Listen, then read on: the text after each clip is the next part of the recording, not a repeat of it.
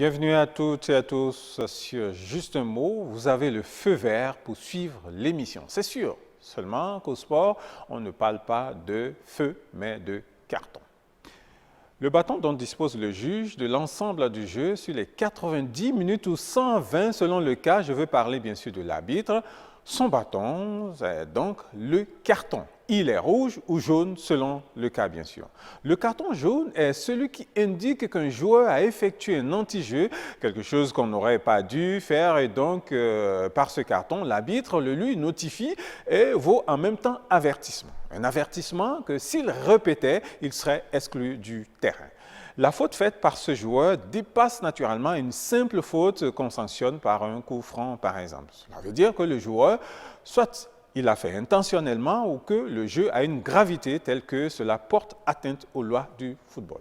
Un premier avertissement est donc fait au joueur auteur de la faute. Il faut préciser que l'appréciation de la gravité de la faute pour mériter un carton revient donc de façon discrétionnaire à l'arbitre de la partie, mais il ne peut pas dépasser une certaine limite. Par exemple, un joueur qui ôte son maillot sur le terrain, l'arbitre ne pourrait raisonnablement pas lui flanquer un carton rouge directement, ou pour un joueur qui donne un coup de poing à son adversaire, je vois mal l'arbitre indiquer juste un coup franc ou un carton jaune.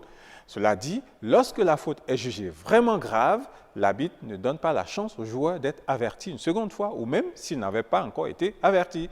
L'arbitre de la partie sort directement un carton rouge, synonyme donc d'expulsion systématique du terrain.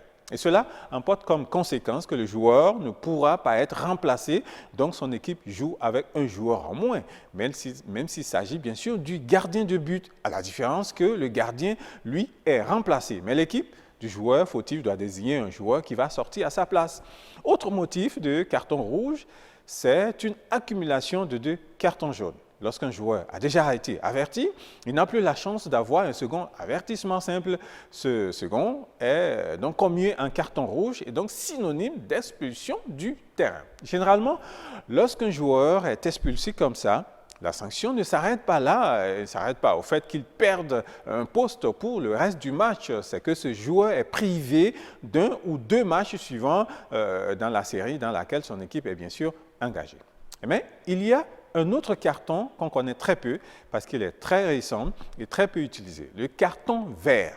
Cette couleur est utilisée par les arbitres pour donner l'autorisation aux soigneurs de pénétrer sur la pelouse, mais sous sa nouvelle forme, il a été expérimenté en Italie.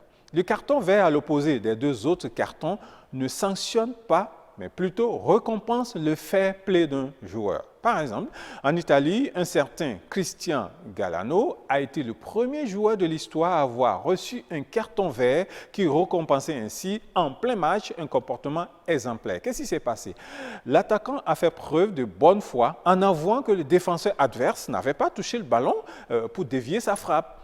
L'arbitre s'est donc excusé et alors revenu sur sa décision où il indiquait bien sûr un corner en indiquant cette fois-ci qu'il y a 6 mètres. Voilà les conditions dans lesquelles l'arbitre a indiqué un carton vert qui a été applaudi par tout le stade. Ici, tout le monde vous applaudit parce que je vous donne un carton vert pour votre fidélité. Et à bientôt.